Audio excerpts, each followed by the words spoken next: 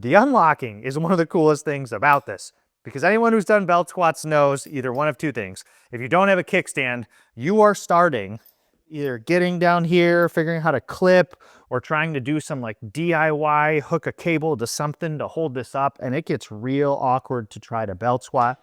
They've eliminated those, one, by including the kickstand, two, by this like little just quick release notch. So because of the force you're exerting, you're always pulling up, so that you literally just kind of loop the carabiner in here.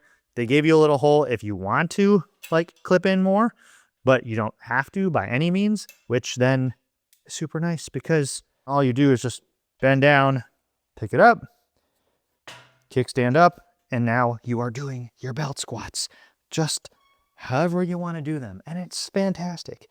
And your legs are shaking. You've done 43 fully maxed out on the weight horns.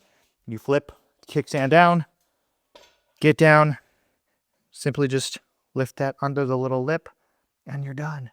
Mind blowing. It's so simple, but it works so well. I've used belt squats in the past. Usually there's some compromise with how sturdy it feels or whatever it is, but this, it feels like a solid machine, I would say. When you actually do the belt squats, you can do them one of two ways. You can do the belt squats, what I'll say is the traditional belt squat way. And really, honestly, it just depends a little bit on your own like biomechanics, what feels comfortable to you. So you can kind of like lean back and do the more like pendulum style where you're like really back and out and up and in, and it feels very similar to like a pendulum squat. If you wanted to get squat wedges or something in there, you can get all sorts of creative with it, but you can do the little more arched way, or you can do, I'll say like the linear way, you know, like if you have a cable drive, or if you're using like a belt squat machine that's vertical, so that you're just like a down and up, a down and up. So you can kind of do it whichever way you want in here.